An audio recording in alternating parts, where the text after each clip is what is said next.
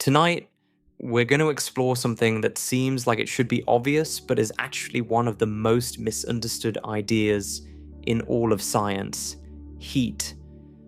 Specifically, why nothing in space can hold on to it. You'd think that being closer to the sun would keep you warm. After all, the sun is a giant nuclear furnace burning at millions of degrees. But here's what most people never think about. An astronaut floating in the shadow of the International Space Station can experience temperatures dropping to minus 250 degrees Fahrenheit in minutes. Not hours, minutes.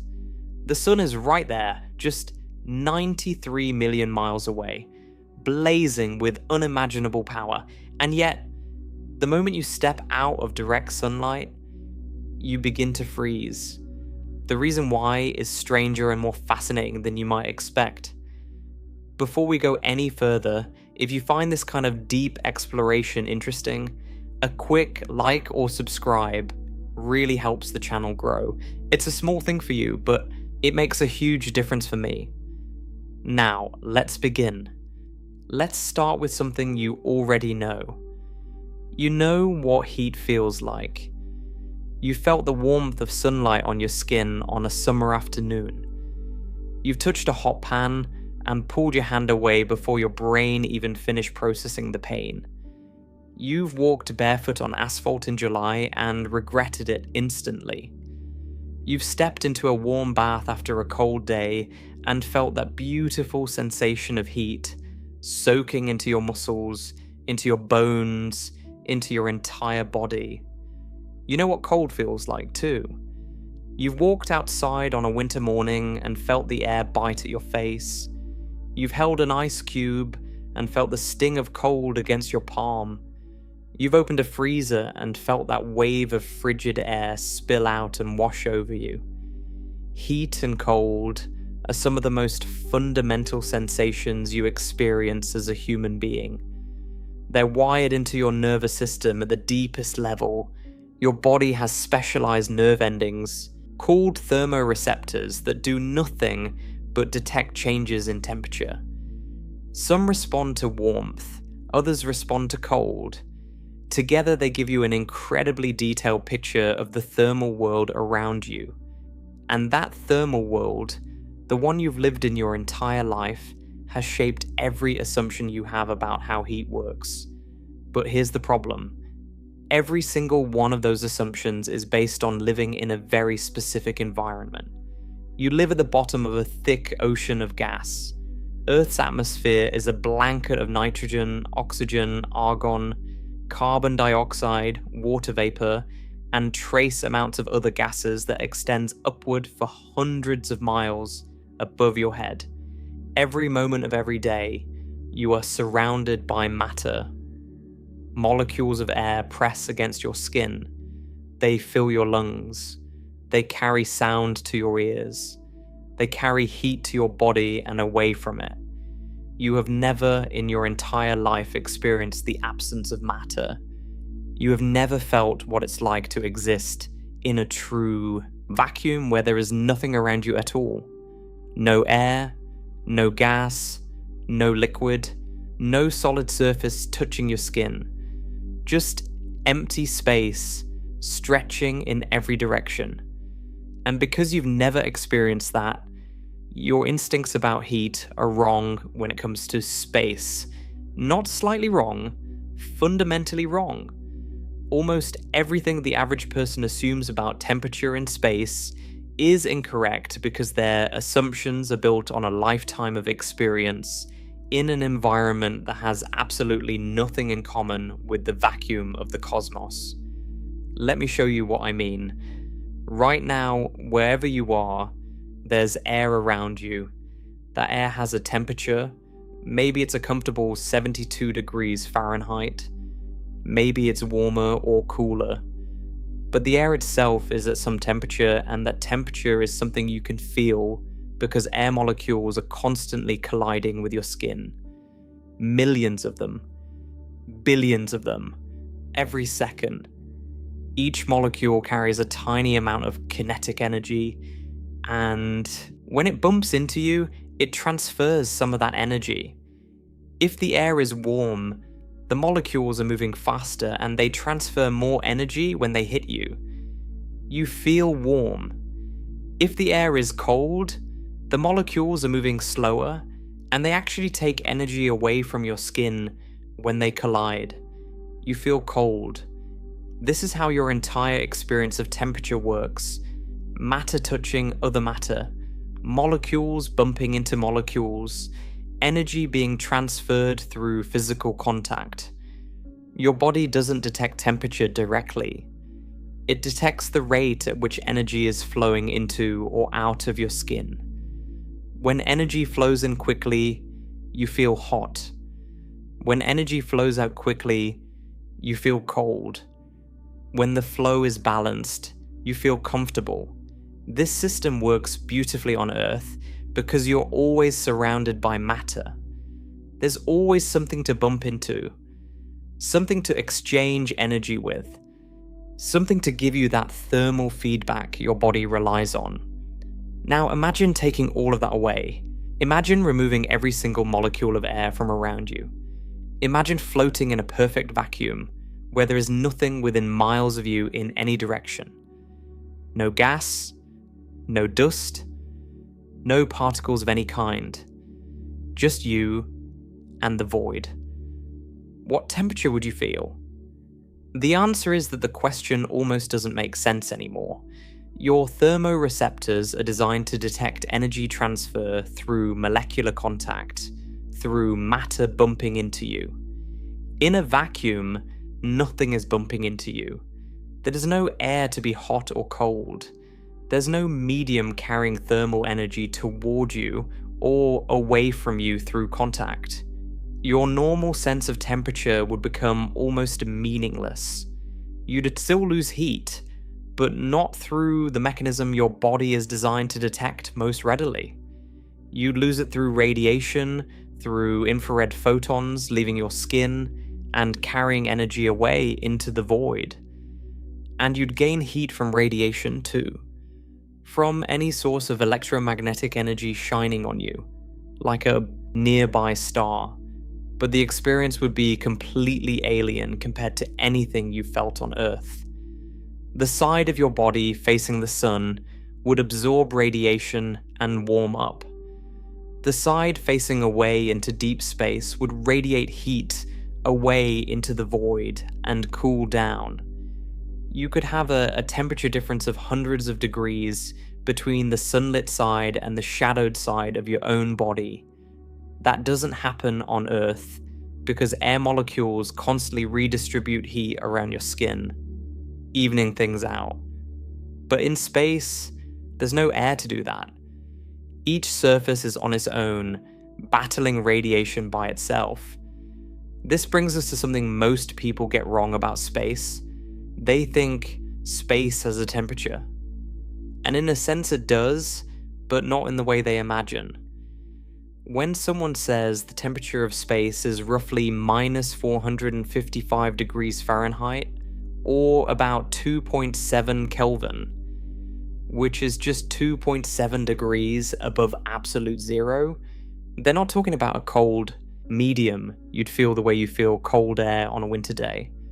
They're talking about the temperature of the cosmic microwave background radiation, a faint glow of electromagnetic energy that fills the entire universe in every direction.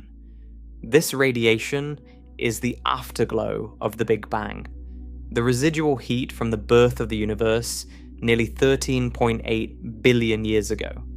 When the universe was very young, it was incredibly hot and dense.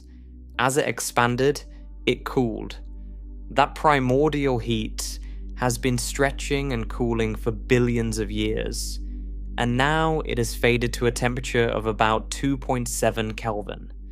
This is the temperature that a perfectly absorbing object in deep space, far from any star, would eventually reach if you left it alone long enough. It would radiate away its own heat until it came into equilibrium with the cosmic microwave background, settling at that frigid baseline. But this isn't cold in the way you think of cold. It's not a freezing wind. It's not an icy substance pressing against you. It's the absence of almost all thermal energy. It's what happens when there's almost nothing left to warm you up. Space doesn't feel cold the way winter air feels cold. Space doesn't feel like anything because there's nothing there to feel. The cold of space isn't a sensation, it's an absence. This is a really important distinction, so let me make sure it's clear. On Earth, when you walk outside on a cold day, the air is cold. The air molecules are moving slowly and they pull heat out of your body when they contact your skin. That's why you feel cold. The medium around you is at a low temperature, and that medium is actively extracting energy from you through direct molecular contact. In space, there is no medium. There's no substance around you that's cold. There's effectively nothing around you at all. You don't get cold because something cold is touching you. You get cold because you're radiating your own heat away into empty space, and there's very little radiation coming back to replace it. The cold of space is not the cold of a substance. It's the cold of energy loss without replacement. These two things feel different, they behave differently, and they have completely different consequences. Let me give you a concrete example that shows just how counterintuitive this is. Consider the moon. The moon has no atmosphere. It's surrounded by essentially a perfect vacuum. When the sun shines on the lunar surface, the sunlit ground heats up to about 260 degrees Fahrenheit. That's hotter than boiling water. Hot enough to cause severe burns if you touched it with bare skin. But when the sun sets on the moon, or when you step into a shadow cast by a crater wall or a boulder, the temperature can drop to around minus 280 degrees Fahrenheit. That's colder than any natural temperature ever recorded on Earth. Colder than the coldest night in Antarctica, colder than liquid nitrogen. The swing between sunlight and shadow on the moon is roughly 540 degrees Fahrenheit. On Earth, the difference between a hot summer day and a cold winter night might be 100 degrees at most. On the moon, you get a temperature swing 5 times larger just by stepping into a shadow. Why? Because there's no atmosphere. On Earth, when the sun goes down, the air around you is still warm. It holds onto heat. It acts as a buffer, a thermal reservoir that keeps the temperature from dropping too quickly. Warm air stays warm for hours after sunset because it takes time for all those molecules to radiate their energy away. On the moon, there's no such buffer. The ground absorbs solar radiation and heats up. When the sunlight stops, the ground starts radiating its heat away as infrared radiation into space, and nothing stops that radiation from leaving. There's no air to absorb some of it and redirect it back down. There's no blanket of gas to trap the escaping energy. The heat just leaves. Photon by photon, the thermal energy radiates away into the void, and the surface temperature plummets. This is what happens when there's no matter to hold on to heat. Without an atmosphere, without a medium to store and circulate thermal energy, temperature becomes entirely dependent on one thing: radiation, whether you're absorbing it or losing it. That's the only thing that matters. This is why the idea that space near the sun should be warm is so misleading. People hear that the sun's surface is about 10,000 degrees Fahrenheit and that it radiates enormous amounts of energy in every direction. And they assume that the space around the sun must be hot, like standing near a campfire where the air gets warm. But that's an Earth-based analogy that completely falls apart in space. When you stand near a campfire, you feel warmth for 2 reasons. First, Infrared radiation from the fire travels through the air and is absorbed by your skin. Second, and this is the part people forget, the air between you and the fire gets heated by the fire's radiation and by convection currents rising from the flames. That heated air then warms you through contact. In space, only the first mechanism exists. The radiation is there. The sun is pumping out an extraordinary amount of energy. But the second mechanism, the heated air, doesn't exist because there is no air. The space between you and the sun is almost a perfect vacuum. The photons streaming from the sun pass through that vacuum without warming it because there's nothing there to warm. The vacuum itself doesn't have a temperature in any meaningful sense. It's just empty space. The photons carry energy, yes, but that energy only becomes heat when it hits something.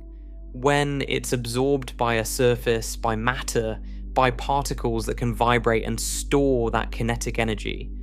Until a photon hits something, it's just energy in transit. It's not heat yet. It's potential heat, moving through the void at the speed of light, waiting to be absorbed. This means that temperature in space is not about location. It's about surfaces. It's about what an object is doing with radiation. Two objects floating side by side in exactly the same location in space, the same distance from the sun, can have completely different temperatures depending on their properties. If one object is painted matte black, it absorbs almost all the solar radiation that hits it and heats up dramatically. If the other object is covered in reflective silver material, it bounces most of the sunlight away and stays much cooler. Same location, same distance from the sun, same amount of solar radiation arriving, but vastly different temperatures because temperature in space depends not on where you are but on how your surface interacts with the radiation. This is fundamentally different from how temperature works on Earth. On Earth, if two objects are sitting in the same room, they'll eventually reach the same temperature because the air around them acts as a medium, transferring heat between them until everything reaches equilibrium. In space, there's no such equalizing medium. Each object finds its own equilibrium based entirely on how much radiation it absorbs versus how much it emits. There is no averaging. There is no sharing. Every surface is alone. This concept has real consequences for spacecraft design. The International Space Station orbits Earth at an altitude of about 250 miles. At that altitude, it's still exposed to intense sunlight. The side facing the sun can reach temperatures of about 250 degrees Fahrenheit. The side in shadow can plummet to about minus 250 degrees Fahrenheit. That's a 500-degree temperature difference across the structure. On Earth, you'd never encounter this because air would circulate around the station and moderate the temperatures. But in orbit, there's no air to do that. Engineers have to design elaborate thermal control systems to deal with this. The station uses a combination of reflective coatings, insulating blankets, radiator panels, and an active cooling system that circulates ammonia through pipes to move heat from the hot side to the cold side. Without these systems, the station would be uninhabitable. Equipment would overheat on the sunny side and freeze solid on the dark side. Astronauts would cook and freeze simultaneously, depending on which direction they were facing. It's an engineering challenge that exists solely because space has no medium to transfer heat. Every thermal problem in space comes back to this one fact. Let's think about this on an even more fundamental level. What is temperature? Not what does it feel like, but what is it actually physically at the atomic level? Temperature is a measure of the average kinetic energy of the particles in a substance. When something is hot, its atoms and molecules are vibrating rapidly. They're jittering back and forth, bouncing around, colliding with their neighbors. The faster they move, the higher the temperature. When something is cold, its atoms are moving more slowly. They're still vibrating unless you reach absolute zero, which is theoretically impossible to actually achieve, but they're vibrating less. Temperature is motion. It's the restless jiggling of matter at the smallest scales. This definition immediately tells you something crucial about space. If temperature is a property of matter, a description of how fast particles are moving, then a region of space with no particles doesn't have a temperature in any conventional sense. The vacuum between Earth and the Sun contains very few particles. There's something called the solar wind, a stream of charged particles flowing outward from the Sun at speeds of about 250 to 500 miles per second. And there is the interplanetary medium, an extremely thin scattering of atoms and ions. But this material is so sparse that it barely counts as matter. Near Earth's orbit, the solar wind has a density of roughly 5 to 10 particles per cubic centimeter. Compare that to the air you're breathing right now, which contains about 25 quintillion molecules per cubic centimeter. That's 25 followed by 18 zeros. The difference in density is staggering. The solar wind is essentially nothing compared to any gas you've ever encountered on Earth. Here's where things get even more interesting and where people get confused. Those few particles in the solar wind are actually moving very fast. Their kinetic energy corresponds to a temperature of roughly 200,000 to 500,000 Kelvin, or even higher.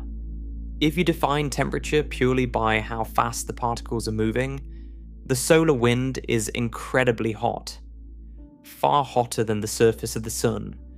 But here's the catch. There are almost none of these particles. The total amount of thermal energy in a given volume of the solar wind is negligible. If you put your hand in the solar wind, you wouldn't feel any heat at all. There are so few particles that even though each one is moving incredibly fast, there simply aren't enough of them to transfer any meaningful amount of energy to you. It would be like being hit by a single grain of sand moving at 1,000 miles per hour versus being hit by a wall of sand moving at 10 miles per hour. The single grain has more energy per particle, but the wall delivers far more total energy. The solar wind is like the single grain, technically hot on a per particle basis, but practically meaningless in terms of heating you up. This is the source of one of the most common misconceptions about space. People hear that the solar corona, the sun's outer atmosphere, has a temperature of millions of degrees, and they think it must be incredibly hot in the way that a furnace is hot. But the corona is extremely thin. The particles are energetic, yes, but there are so few of them that the total heat energy is tiny. A spacecraft flying through the corona would be heated primarily by radiation from the sun's surface, not by contact with the coronal gas. The coronal particles are too sparse to transfer significant heat through direct contact. This is the difference between temperature and heat. Temperature is the average energy per particle. Heat is the total energy available for transfer. In space, you can have very high temperatures but very little heat because there are so few particles. This distinction is absolutely critical for understanding why nothing in space stays warm. And this leads us to the core idea we need to understand.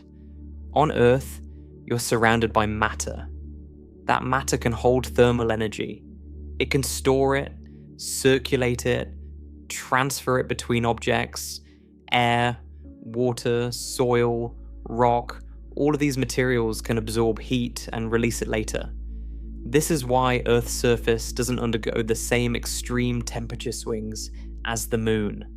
The atmosphere and oceans act as thermal reservoirs, absorbing heat during the day and releasing it slowly at night. They smooth out the temperature extremes and create a livable environment. In space, none of this exists.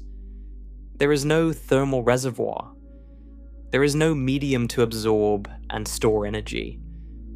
If an object in space stops absorbing radiation, it starts losing heat immediately. And there's nothing to replenish that heat except more radiation from an external source. The heat doesn't linger. It doesn't hang around the way warm air lingers in a room after you turn off the heater. It simply radiates away into the infinite void, photon by photon, and nothing brings it back. Consider what would happen if you turned off the sun instantaneously. Not dimmed it. Not let it fade. Just turned it off like a light switch. On Earth, you wouldn't freeze immediately because the atmosphere and oceans have stored an enormous amount of thermal energy. The air would cool gradually over days and weeks. The oceans would take much longer, months or years, to cool significantly because water has a very high heat capacity. It takes a lot of energy to change the temperature of water. Earth's thermal inertia would keep things somewhat warm for a while, even without the sun, but an object floating in space, say a rock with no atmosphere, would begin losing heat immediately. The moment the sun's radiation stopped arriving, that rock would start radiating its own thermal energy away into space with nothing coming in to replace it. Its temperature would drop steadily. The rate of cooling would depend on its size, its composition, and its surface properties, but the direction would be clear. Down, always down, toward the cold baseline of the cosmic microwave background. Without a source of incoming radiation, and without an atmosphere or other medium to act as a thermal buffer, there is nothing to prevent the relentless loss of heat through radiation. This is the fundamental answer to why nothing in space stays warm. It's not because space is cold in the way a freezer is cold. It's because space is empty. There is no medium to retain heat. There is no buffer to slow the loss of energy. There is no mechanism other than radiation to move heat around. And radiation is relentless. Every object above absolute zero radiates energy. Every moment of every day, every surface of every object in the universe is emitting infrared photons, sending its thermal energy outward into space. On Earth, this doesn't matter much because the atmosphere absorbs most of that outgoing radiation and sends some of it back. And because air molecules are constantly resupplying heat through contact. But in space, those emitted photons fly off into the void and never come back. Each one carries a tiny packet of energy away from the object, and nothing replaces it unless another source of radiation is shining on that surface. Staying warm in space is like trying to stay dry while standing in a rainstorm with no umbrella and no shelter. You can keep pouring water over yourself to stay wet, but the moment the water stops, the rain washes it all away. In space, radiation is the rain. It's always carrying heat away. The only way to maintain your temperature is to have a constant source of incoming radiation to replace what you're losing. And if that source dims, or if you rotate into shadow, or if your surface becomes more reflective, the balance shifts and you start to cool. Immediately. Relentlessly, with nothing to stop it. This is the reality of heat in the vacuum of space. It is a place where thermal energy has no home, no medium to live in, no matter to cling to, no buffer to protect it. Heat in space is always in transit, always moving as radiation, always on its way somewhere else. And the moment an object stops receiving enough incoming radiation to balance its losses, it begins the slow, inevitable slide toward the coldest temperature the universe allows. Understanding this changes everything about how you think about the cosmos, the stars, the planets, the moons, the spacecraft. All of them exist in this harsh thermal environment where heat is constantly being gained and lost through radiation alone. And the rules that govern this process, the physics of how radiation carries energy through the void, are what we'll explore next. To understand why space is so ruthless when it comes to heat, you need to understand how heat moves. Not in some abstract theoretical sense, but in a practical, physical, tangible way. Because heat doesn't just exist, it travels. It moves from one place to another. It flows from hot objects to cold objects. Always, without exception. This is one of the most fundamental laws of physics. Heat always flows from hot to cold, never the other way. A hot cup of coffee cools down because heat flows from the coffee into the surrounding air. The air doesn't push cold into the coffee. The coffee pushes heat into the air. Cold isn't a thing that moves. Cold is just the absence of heat. When something gets colder, it's because heat is leaving it. When something gets warmer, it's because heat is arriving. This might seem like a subtle distinction, but it matters enormously when we start talking about space. On Earth, heat has 3 different ways to travel from one place to another. 3 completely different physical mechanisms, each with its own rules, its own behavior, its own characteristics. These 3 mechanisms are conduction, convection, and radiation. You experience all 3 of them every single day of your life, usually without even thinking about it. They work together to create the thermal environment you live in. They're the reason your house stays warm in winter, the reason your food cools down on the counter, the reason you feel the sun on your face.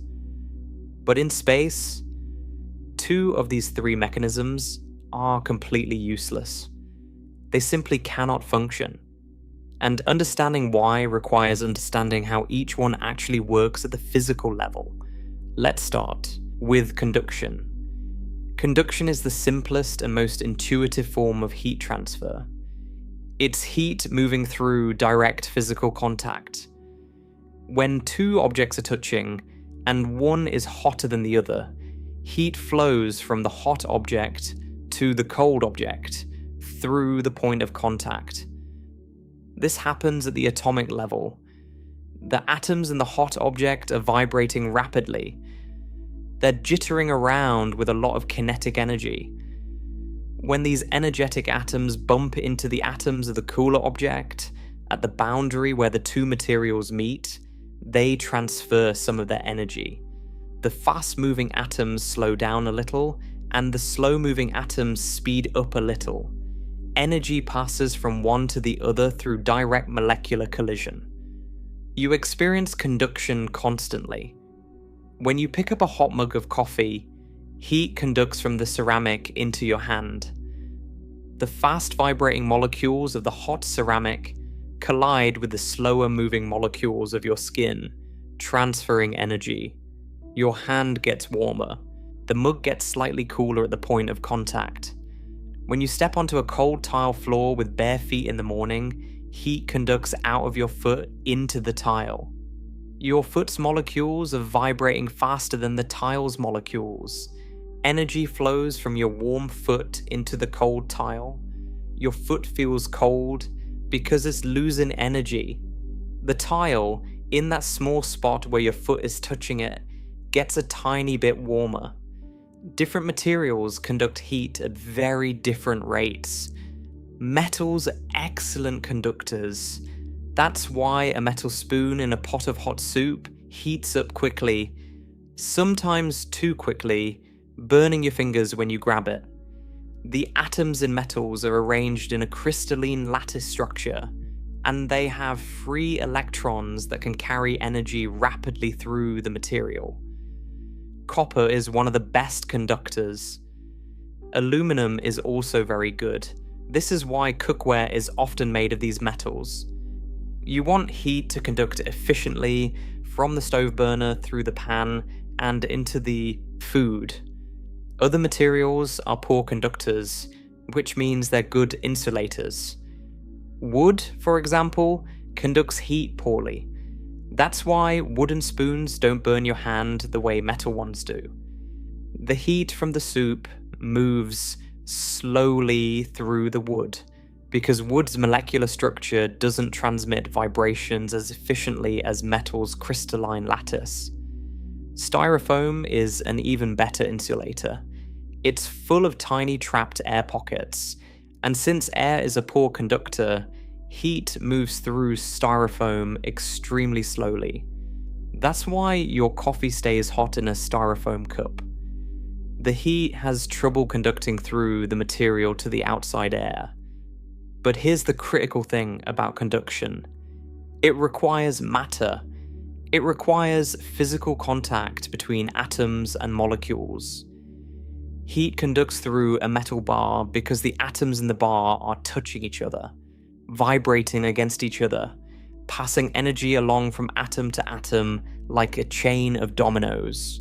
If you break the chain, if you remove the matter, conduction stops. Completely. It cannot function across a vacuum because there's nothing there to conduct through. No atoms, no molecules, no medium for the vibrations to travel through. Conduction needs a continuous chain of matter from the heat source to the heat destination. In space, that chain is broken. The vacuum between objects is a gap that conduction simply cannot cross. Think of it like sound. Sound travels through air because air molecules bump into each other, passing the vibration along. If you remove the air, sound can't travel. That's why there's no sound in space. It's the same principle with conduction. You need matter to carry the energy. No matter means no conduction. An object floating in space could be right next to a blazing hot piece of metal, separated by just an inch of vacuum, and conduction would transfer exactly 0 heat between them. That inch of vacuum is an absolute barrier to conductive heat transfer. You could wait 1,000,000 years and not a single joule of energy would conduct across that gap. Not because the gap is large, but because there's nothing in it. This is the first blow to an object's ability to stay warm in space. On Earth, conduction helps objects maintain their temperature. The ground beneath your feet conducts heat from deeper layers of soil to the surface. The walls of your house conduct some heat, which is why you insulate them, to slow that conduction down. Heat conduction through matter is a constant background process on Earth, always moving energy around, always trying to equalize temperatures between objects that are in contact. In space, this entire mechanism vanishes.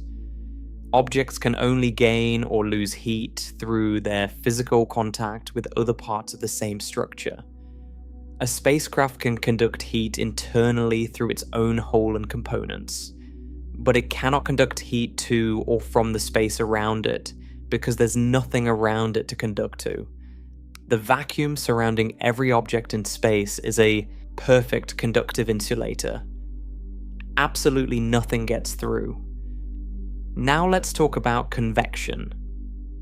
Convection is a more complex mechanism, and in many ways, it's the one that matters most for your everyday experience of temperature on Earth. Convection is heat transfer through the movement of fluids, and by fluids, physicists mean both liquids and gases. Any substance that can flow. When a fluid is heated, it expands slightly and becomes less dense. Less dense fluid rises because it's lighter than the cooler, denser fluid above it. The cooler fluid sinks to take its place. This creates a circulation pattern, a convection current, where warm fluid rises and cool fluid descends. This circulation moves enormous amounts of heat from one place to another. You see convection everywhere on Earth. When you boil a pot of water, you're watching convection in action. The water at the bottom of the pot, closest to the burner, gets heated first. It becomes less dense and rises to the surface. Cooler. Water from the top sinks to the bottom, gets heated, and rises in turn. This creates a rolling circulation that distributes heat throughout the entire pot. If you just relied on conduction to heat the water, only the bottom layer would get hot. The rest of the water would stay cool because water is actually a poor conductor of heat. Convection is what heats the whole pot evenly by physically moving the hot water around. The same thing happens with air.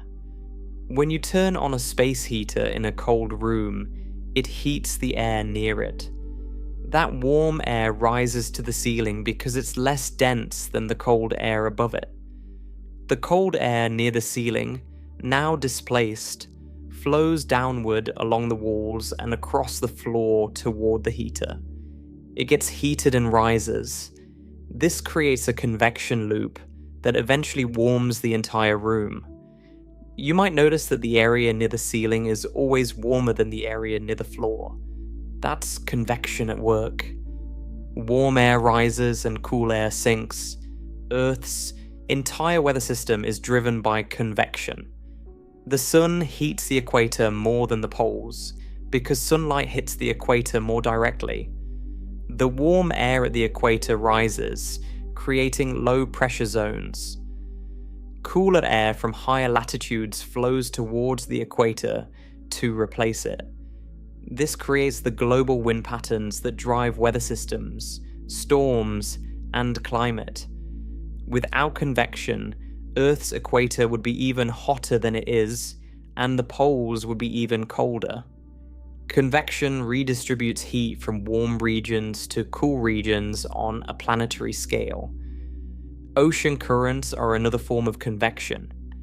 The Gulf Stream, for example, carries warm water from the Gulf of Mexico northeastward across the Atlantic Ocean toward Europe. This flow of warm water releases heat into the atmosphere over the North Atlantic, which is why Western Europe has a much milder climate than you'd expect for its latitude. London is farther north than Calgary, Canada, but London rarely sees the extreme cold that Calgary experiences. The Gulf Stream's convection of warm water moderates Europe's climate. Without it, European winters would be brutal. Convection is incredibly efficient at moving heat. It doesn't just pass energy from atom to atom the way conduction does. It physically moves the heated material itself.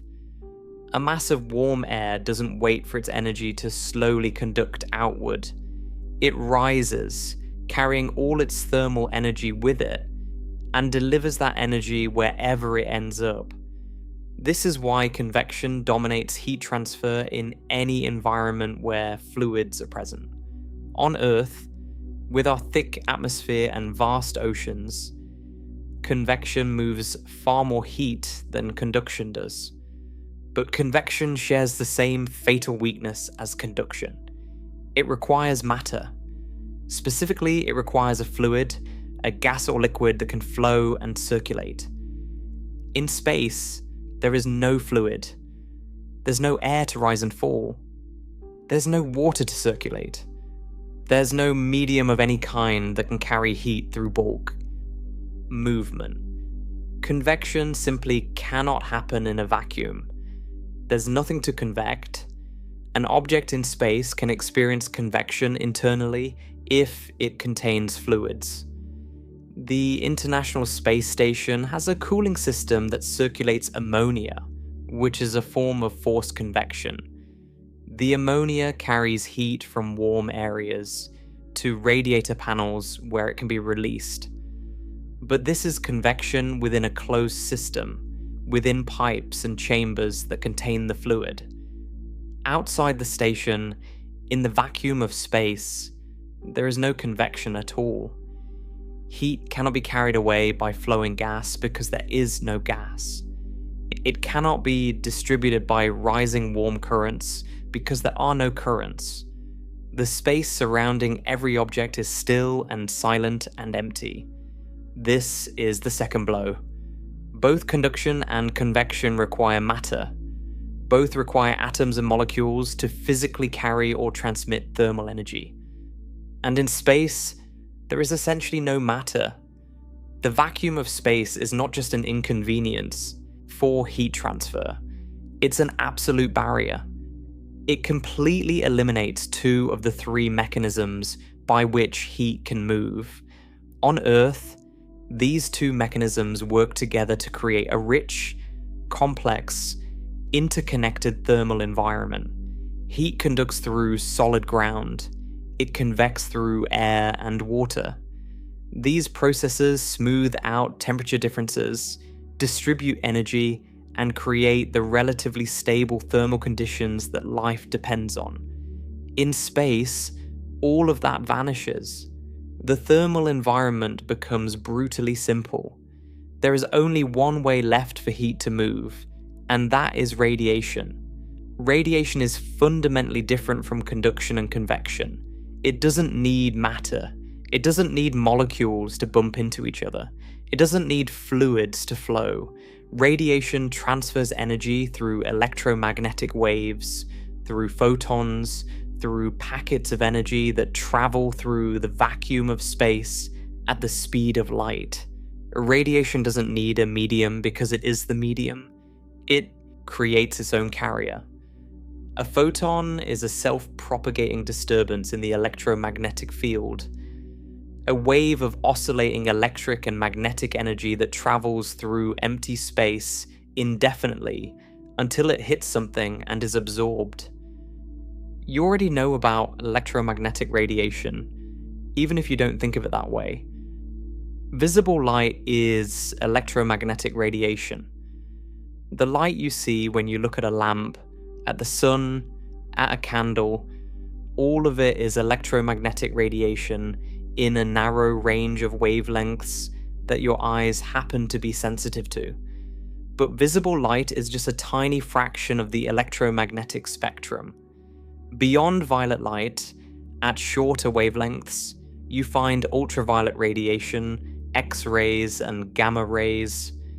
Below red light, at longer wavelengths, you find infrared radiation, microwaves, and radio waves. All of these are the same fundamental phenomenon, electromagnetic waves traveling through space at the speed of light. They differ only in wavelength and energy. For heat transfer, the most important part of the spectrum is infrared radiation. When objects are warm, they emit infrared photons. Your body is emitting infrared radiation right now. Everything around you is emitting it. The walls of the room you're in, the furniture, your computer screen, the floor, the ceiling. Every single object with a temperature above absolute zero emits electromagnetic radiation. The hotter the object, the more radiation it emits, and the shorter the wavelength of that radiation. A cool object like a human body emits mostly far infrared radiation that's invisible to your eyes but detectable by infrared cameras. A hotter object, like an electric stove burner, emits near infrared and eventually visible red light when it gets hot enough. An even hotter object, like the filament in an incandescent light bulb, emits a broad spectrum of radiation, including visible white light. The sun, with a surface temperature of about 10,000 degrees Fahrenheit, emits strongly across the entire visible spectrum as well as ultraviolet and infrared. This emission of radiation is happening all the time, from every surface of every object, in every direction. It's not something objects choose to do. It's a fundamental consequence of having a temperature above absolute zero. As long as atoms are vibrating, which they always are unless you reach absolute zero, they produce oscillating electromagnetic fields and those fields radiate energy outward as photons. This is inescapable. You can't stop an object from radiating unless you cool it to absolute zero, which is physically impossible. Every object is always radiating, always losing energy through electromagnetic emission, always sending photons out into whatever surrounds it. On Earth, this constant radiation doesn't cause much trouble because the environment radiates back. Your body radiates infrared toward the walls of your room, but the walls radiate infrared back toward you. The ground radiates heat upward, but the atmosphere absorbs much of that radiation and re-emits some of it back down. There's a constant back and forth exchange of radiation between all surfaces and the atmosphere. Everything is radiating at everything else, and the net effect depends on temperature differences. If you're warmer than your surroundings, you radiate more than you receive, and you cool down. If you're cooler than your surroundings, you receive more than you radiate, and you warm up. Eventually, everything in a room reaches thermal equilibrium, all at the same temperature, and the radiation exchange balances out perfectly. In space, this balance is shattered. An object in space radiates in every direction, just as it would on Earth. But what's radiating back? On the sunlit side, the sun provides intense radiation. That side absorbs energy and heats up. But on every other side, facing away from the sun, the object is radiating toward the near absolute zero background of deep space. The cosmic microwave background, radiation coming back from deep space, corresponds to a temperature of about 2.7 Kelvin. That's essentially nothing. It's so little energy that it barely registers. So the object is radiating away significant amounts of energy from its shadowed surfaces and receiving almost nothing in return. The only significant source of incoming radiation is the sun, and it only shines on the surfaces that face it. Every other surface is losing energy into a void that gives almost nothing back. This is why the difference between conduction, convection, and radiation matters so much in space. On Earth, all three mechanisms work together. If one surface of an object gets hot, conduction transfers heat through the object's interior. Convection in the surrounding air distributes heat around the object's exterior. Radiation exchanges energy between the object and its surroundings. All three mechanisms cooperate to move heat around, smooth out temperature differences, and maintain relatively stable conditions. In space, you lose conduction to the environment entirely. You lose convection entirely. You're left with only radiation, which is powerful but unforgiving. Radiation doesn't negotiate. It doesn't average things out gently. Every surface is on its own, absorbing whatever radiation hits it and emitting radiation based solely on its own temperature. Hot surfaces radiate a lot, cold surfaces radiate a little, and the vacuum provides no buffer, no insulation, no protection. Let me explain why this makes space so different from what you'd intuitively expect. Imagine you're holding a hot object on Earth, say a brick that's been heated in an oven to 500 degrees Fahrenheit. You set it on a table and watch it cool. How does it lose heat? First, it conducts heat into the table where it's resting. The hot brick transfers energy through direct contact to the table's surface. Second, it heats the air around it. The air in contact with the brick's surface gets warm, rises through convection, and is replaced by cooler air that then gets heated in turn. This convective flow carries heat away from the brick efficiently. Third, the brick radiates infrared energy in all directions. All three mechanisms work simultaneously to cool the brick. On Earth, The brick cools relatively quickly because all three channels are open and active. Now imagine that same brick in space, set at floating in vacuum, in sunlight. The side facing the sun absorbs solar radiation and stays warm. But how does the brick lose heat? Not through conduction, because there's nothing touching it.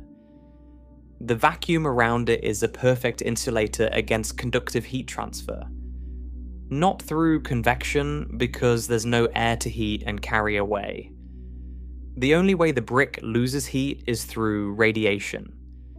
Every surface of the brick emits infrared photons into space. The surfaces facing the sun absorb some incoming radiation, which partially offsets the loss. But the surfaces facing away from the sun are radiating into the 2.7 Kelvin void, with almost nothing coming back. Those surfaces cool rapidly. The result is that the brick develops enormous temperature differences from one side to the other. The sunlit face might be blazing hot while the shadowed face drops to extreme cold. On Earth, conduction through the brick's interior and a convection in the surrounding air would moderate these differences, spreading the heat more evenly. In space, the only thing spreading heat within the brick is internal conduction through its own material.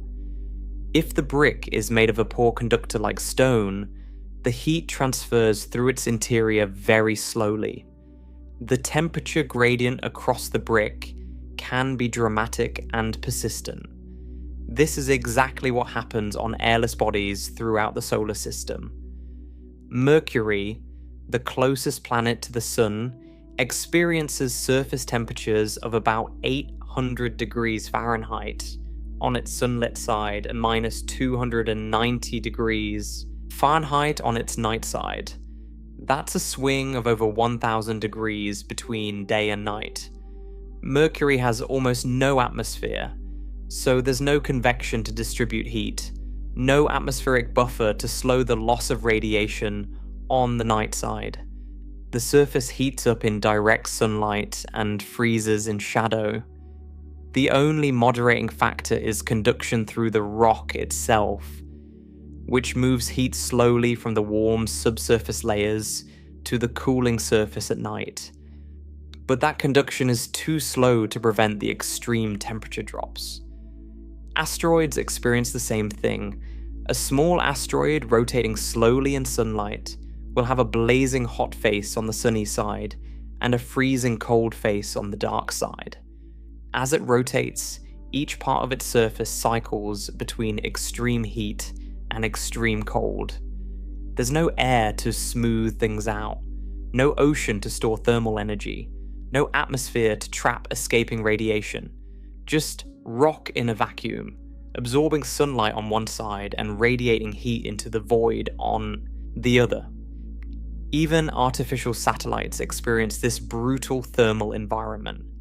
A satellite in Earth orbit rotates from sunlight into Earth's shadow and back again every 90 or so minutes. During the sunlit portion of its orbit, the satellite absorbs solar radiation and heats up. During the shadow portion, it stops receiving sunlight and starts cooling as its surfaces radiate heat away. Without thermal control systems, sensitive electronics could overheat in sunlight and fail from cold in shadow. Engineers designed satellites with thermal blankets, reflective coatings, heaters, heat pipes, and radiators to manage these extreme cycles. Every satellite ever launched has had to solve the problem of surviving in an environment where conduction and convection to the outside world don't exist, and radiation is the only game in town. Now, here's something else that's worth understanding about radiation. Unlike conduction and convection, radiation works at the speed of light.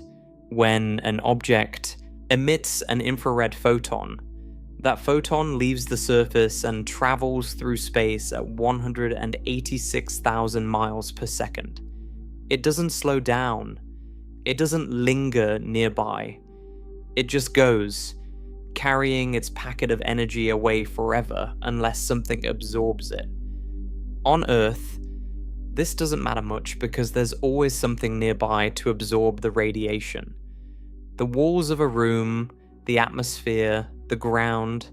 Emitted radiation travels a short distance before being absorbed and re-emitted by something else.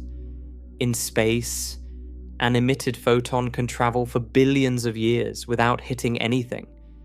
It just keeps going through the expanding universe, its energy lost to the object that emitted it for all eternity. Every photon that leaves the surface in space is energy gone forever. Unless another source replaces that energy, the object gets colder. This is why heat loss through radiation in space is so relentless. It's not like convective cooling, which can be slowed by reducing air, circulation. It's not like conductive cooling, which can be slowed by adding insulation between objects. Radiation can only be reduced by lowering the temperature of the emitting object, which reduces the rate at which it emits photons, or by changing the surface properties to make it emit less efficiently. But you can never stop it entirely. As long as the object has the temperature above absolute zero, it radiates. And in space, that radiation escapes into the void with almost nothing coming back. The harsh reality is that radiation is simultaneously the only way to gain heat in space, and the only way to lose it. The same mechanism that warms you when you face the sun is the one that freezes you when you turn away. This dual nature of radiation creates the extreme thermal conditions that define the space environment. There's no gentle middle ground, no comfortable buffer. Just the relentless physics of electromagnetic energy being absorbed and emitted by surfaces exposed to the vacuum. On Earth, we're cushioned from this reality by our atmosphere and oceans. They absorb and re-emit radiation. They store heat. They move heat around through convection and moderate our temperature extremes. They create the comfortable thermal blanket that we take completely for granted every day of our lives. In space, that blanket is gone. And what's left, what remains when you strip away everything but radiation, is a thermal environment of extremes that challenges our engineering, our intuition, and our very survival. How objects navigate this environment, how they balance the radiation they absorb against the radiation they emit, and what this means for everything from spacecraft to planets to the entire universe, that's what we need to explore next. Now that we understand that radiation is the only way heat can move through the vacuum of space, we need to understand how radiation actually works in detail. Because the physics of radiation governs everything in space, determines the temperature of every planet, every moon, every asteroid, every spacecraft, and every grain of dust floating between the stars. Radiation is not just one of the ways heat moves in space, it is the only way, and the rules that govern it are precise, mathematical, and unforgiving. Let's start with a simple but profound fact. Every object in the universe that has a temperature above absolute zero emits electromagnetic radiation. Every single one. No exceptions. Your body is radiating right now. The chair you're sitting in is radiating. The walls around you are radiating. The Earth is radiating. The moon is radiating. Jupiter is radiating. A cold rock drifting through interstellar space, billions of miles from the nearest star, is radiating. As long as the atoms in an object are vibrating, which they always are unless the temperature is exactly absolute zero, that object produces electromagnetic radiation and sends it outward into its surroundings. This radiation comes from the motion of charged particles within the object. Atoms contain electrons, which are negatively charged, and protons in the nucleus, which are positively charged. When atoms vibrate, these charged particles accelerate, and a fundamental law of physics states that any accelerating charged particle emits electromagnetic radiation. This isn't something the atom decides to do. It's not a choice or a process that can be turned off. It's as automatic and inevitable as gravity. If charges are accelerating, radiation is being produced. And since temperature is simply the vibration of atoms, any object with a temperature above absolute zero has accelerating charges and therefore emits radiation. This is called thermal radiation, and it's the mechanism by which every object in the universe communicates its thermal energy to its surroundings. The amount of radiation an object emits depends on two things: its temperature and the properties of its surface. Let's talk about temperature first, because this is where things get really interesting. In the year 1879, an Austrian physicist named Joseph Stefan discovered through careful experiments that the total energy radiated by an object is proportional to the fourth power of its temperature. 5 years later, another Austrian physicist named Ludwig Boltzmann derived this same relationship theoretically from the principles of thermodynamics. Together, their work became known as the Stefan-Boltzmann law, and it is one of the most important equations in all of physics when it comes to understanding heat in space. What does it mean for radiation to depend on the fourth power of temperature? It means that if you double the temperature of an object, it doesn't radiate twice as much energy. It radiates 2 to the fourth power times as much, which is 16 times as much. If you triple the temperature, the radiation increases by 3 to the fourth power, which is 81 times. If you increase the temperature by a factor of 10, the radiation increases by 10,000 times. This is an extraordinarily steep relationship. Small changes in temperature produce large changes in radiation output. And large changes in temperature produce enormous, almost explosive changes in radiation. Let me put this in concrete terms. Imagine two identical metal spheres floating in space. One is at a temperature of 300 Kelvin, which is roughly room temperature on Earth, about 80 degrees Fahrenheit. The other has been heated to 600 Kelvin, which is about 620 degrees Fahrenheit. The second sphere is twice as hot. How much more radiation does it emit? Not twice as much, 16 times as much.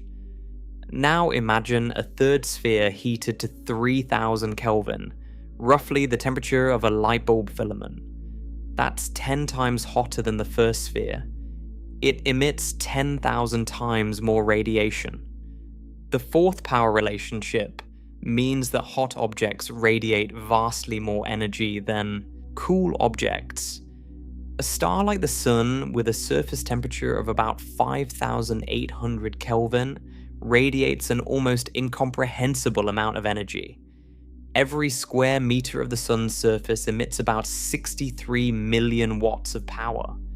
That's the output of a small power plant from every square meter. And the Sun has an enormous surface area. The total energy output of the Sun is about 384 trillion watts. That number is so large it barely registers as meaningful. But it all comes from this one simple law. Radiation scales with the fourth power of temperature. The Stefan-Boltzmann law also involves a property of the object's surface called emissivity. Emissivity is a number between 0 and 1 that describes how efficiently a surface emits radiation compared to a perfect emitter. A perfect emitter, called a black body in physics, has an emissivity of 1. It emits the maximum possible radiation for its temperature. Real objects have emissivities less than 1. A polished metal surface might have an emissivity of 0.1 or 0.2, meaning it emits only 10 to 20% as much radiation as a perfect emitter at the same temperature.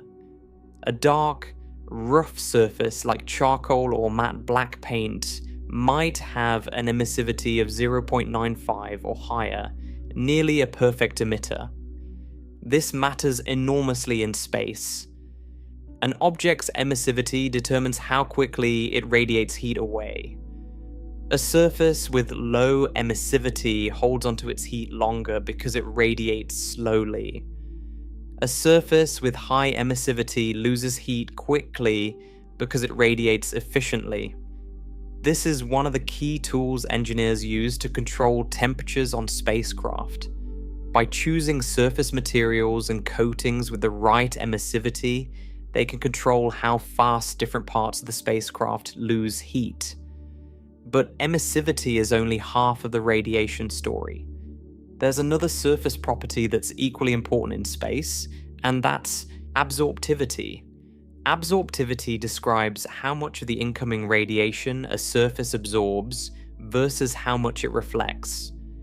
A surface with high absorptivity soaks up most of the radiation that hits it. A surface with low absorptivity bounces most of it away. A perfect absorber absorbs all incoming radiation and reflects none. A perfect reflector reflects everything and absorbs nothing. Here's the crucial connection. According to a principle discovered by physicist Gustav Kirchhoff in 1860, an object's emissivity and absorptivity are equal at any given wavelength. If a surface is good at absorbing a radiation at a particular wavelength, it's equally good at emitting radiation at that wavelength. And if it's bad at absorbing, it's equally bad at emitting. This means you can't have a surface that absorbs lots of sunlight but doesn't radiate much heat. If it absorbs well, it also emits well. And if it reflects sunlight efficiently, it also emits heat poorly. However, and this is a subtlety that spacecraft engineers exploit brilliantly, absorptivity and emissivity are equal at the same wavelength, but the sun's radiation and an object's thermal emission are at very different wavelengths. The sun radiates most strongly in visible light and near-infrared wavelengths because its surface is very hot. A spacecraft at room temperature radiates mostly in the far infrared, at much longer wavelengths. This means you can design surfaces that have different absorptivity at visible wavelengths and different emissivity at infrared wavelengths. A surface can reflect visible sunlight efficiently while still being a good emitter of infrared radiation. This allows it to stay cool by rejecting solar energy while still being able to radiate away any heat it does absorb. This is exactly how the thermal blankets on spacecraft work. Those distinctive gold and silver multi-layer insulation blankets you see on satellites are carefully designed to have specific absorptivity and emissivity characteristics at different wavelengths, controlling the flow of radiative energy to keep the spacecraft's temperature within survivable limits. Now, let's talk about what happens when an object floats in space and reaches thermal equilibrium. Because every object in space is simultaneously absorbing radiation from external sources and emitting its own radiation. These two processes compete with each other, and the object's temperature is determined by the balance between them. If an object absorbs more radiation than it emits, its temperature rises. As it gets hotter, it emits more radiation because of the Stefan Boltzmann law's fourth power relationship. Eventually, it reaches a temperature where it emits exactly as much energy as it absorbs. At that point, the energy in equals the energy out, and the temperature stabilizes. This is thermal equilibrium. If an object emits more radiation than it absorbs, perhaps because it has moved into shadow or its radiation source has dimmed, its temperature drops. As it cools, it emits less radiation. Eventually it reaches a new equilibrium at a lower temperature where its reduced emission matches its reduced absorption. This process of reaching thermal equilibrium through radiation is happening constantly to every object in space. And the equilibrium temperature of an object depends on several factors. How much radiation is hitting it from external sources, primarily the sun or a nearby star? How much of that incoming radiation the object absorbs, which depends on its absorptivity? How efficiently the object emits its own radiation, which depends on its emissivity? And how the object's geometry distributes absorbed and emitted radiation across its surfaces. Let me give you a concrete example to show how this works. Consider a simple, spherical asteroid orbiting the Sun at the same distance as Earth, about 93 million miles. This asteroid has no atmosphere. It's just a dark, rocky sphere hanging in space. The Sun bombards it with radiation. At Earth's distance, the intensity of solar radiation is about 1,361 watts per square meter. This is called the solar constant. Every square meter of surface facing the Sun receives about 1,361 watts of power. The asteroid absorbs some fraction of this sunlight, depending on its surface properties. A dark, rocky asteroid might absorb nearly all of the incoming sunlight, reflecting very little. The absorbed energy heats the surface. At the same time, the entire surface of the asteroid radiates infrared energy into space in all directions. The sunlit hemisphere absorbs energy from the sun. The entire sphere, sunlit and shadowed sides alike, emits thermal radiation. The asteroid reaches equilibrium when the total power absorbed from the sun equals the total power radiated away. For a very dark asteroid at Earth distance from the Sun, this equilibrium temperature works out to roughly 279 Kelvin, which is about 43 degrees Fahrenheit. That's actually not far from Earth's average temperature. But remember, this is the average equilibrium temperature. The actual surface temperature varies enormously depending on location and time. The point directly facing the Sun, called the subsolar point, receives the most intense radiation and reaches much higher temperatures, perhaps 390 Kelvin, or about 240 degrees Fahrenheit. The points near the edges, where sunlight arrives at a steep angle, receive less energy per unit area and are cooler. The entire night side receives no sunlight at all, and radiates heat into space with nothing coming in to replace it. Without any atmosphere to distribute heat, the night side can drop to 150 Kelvin or lower, roughly minus 190 degrees Fahrenheit. This is the reality of thermal equilibrium through radiation alone. It's not a single, uniform temperature. It's a complex distribution of temperatures across the surface, determined by the angle of incoming sunlight, the thermal properties of the surface material, the rotation rate of the object, and the balance between absorbed and emitted radiation at each point. Every location on the surface has its own local energy balance and its own equilibrium temperature. We already saw how dramatic the moon's temperature swings are, hundreds of degrees between lunar day and lunar night, because there is no atmosphere to buffer the change. But now we can understand exactly why in terms of radiative equilibrium.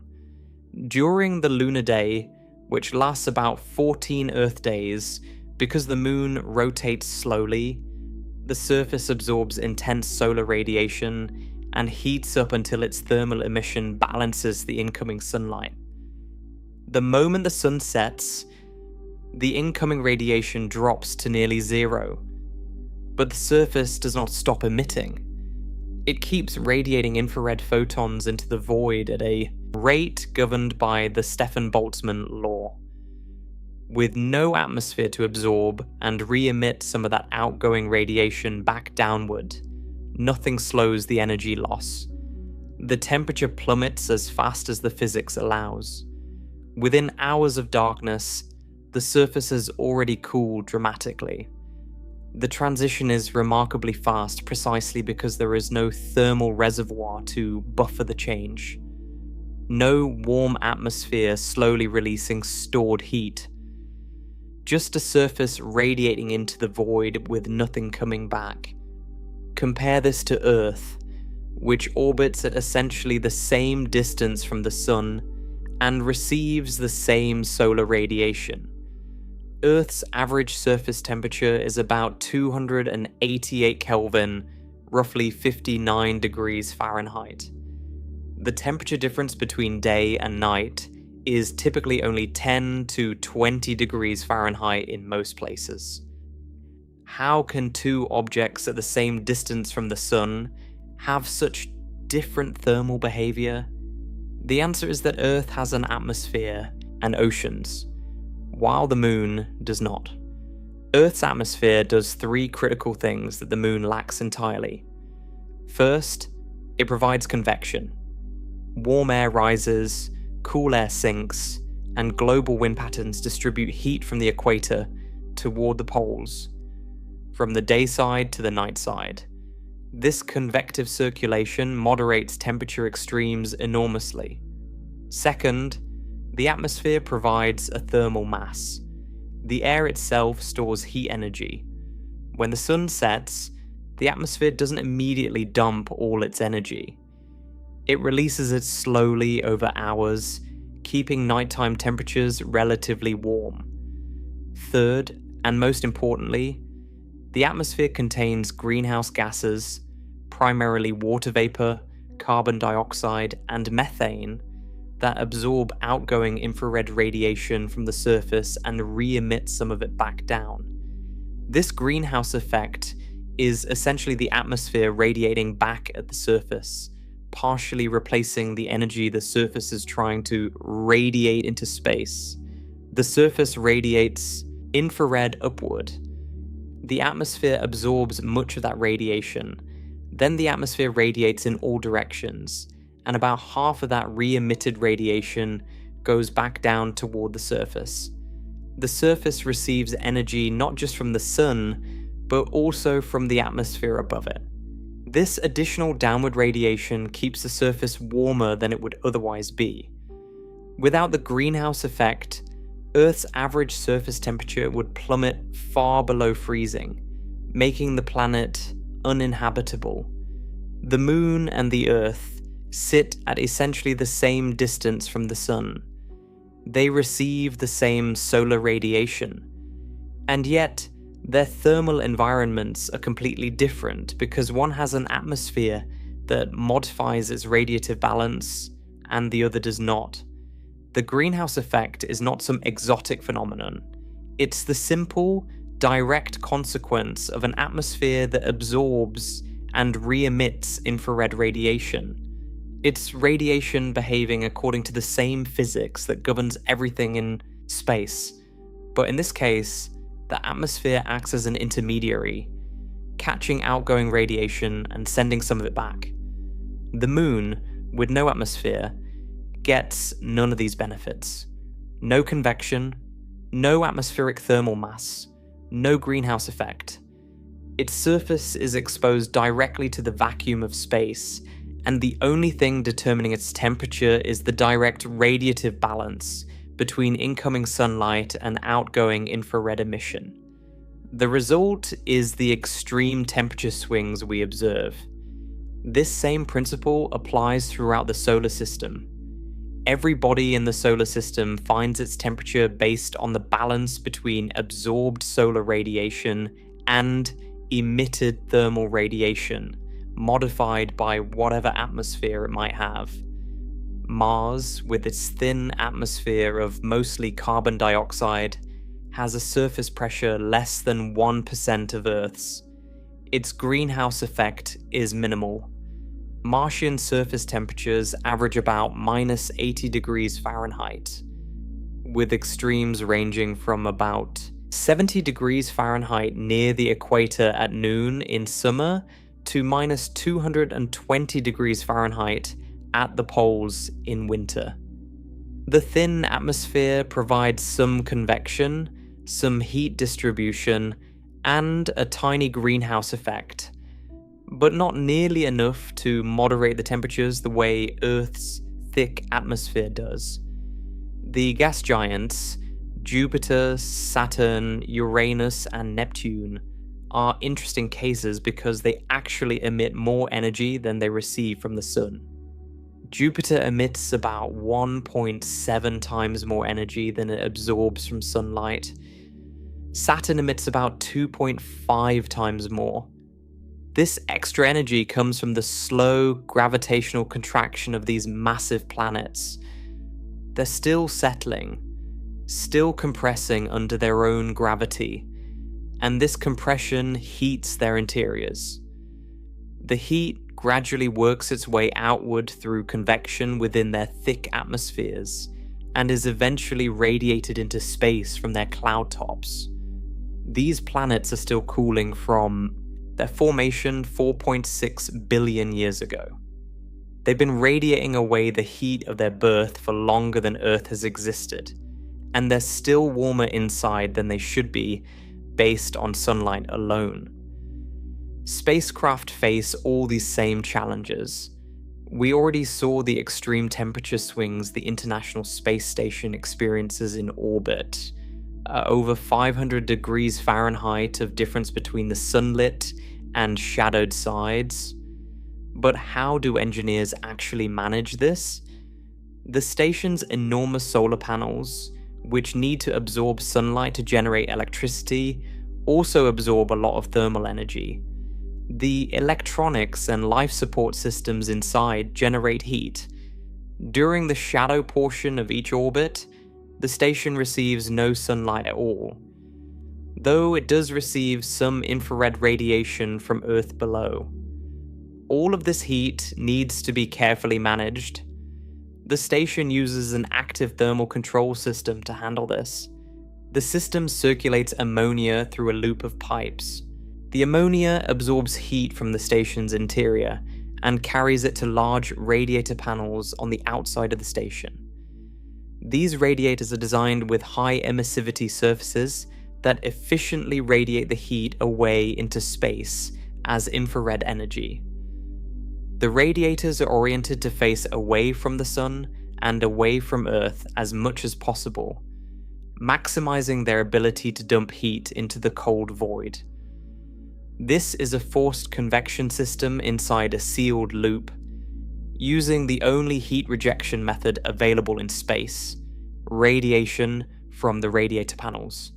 Without this system, the station would overheat.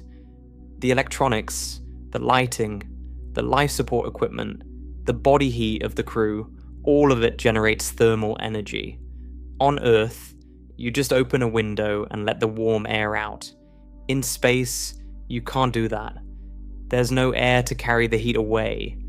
You have to convert all that heat into infrared radiation and beam it into space. This is a non-trivial engineering challenge. The station's thermal control system is one of its most critical systems. If it fails, the crew could face dangerous temperatures within hours. The James Webb Space Telescope, launched in 2021, provides another remarkable example of how radiation dominates everything in space. Webb is designed to observe the universe in infrared light. To do this, its instruments need to be extremely cold, around 40 Kelvin, which is minus 387 degrees Fahrenheit. Any stray heat would create infrared noise that would overwhelm the faint signals from distant galaxies. To achieve this cold temperature, Webb uses a massive sun shield, a 5-layer tennis court-sized barrier that blocks sunlight from reaching the telescope's instruments. Each layer of the sun shield is an extremely thin membrane coated with reflective material. The sun-facing layer reflects most of the incoming sunlight. Any radiation that gets past the first layer is caught by subsequent layers.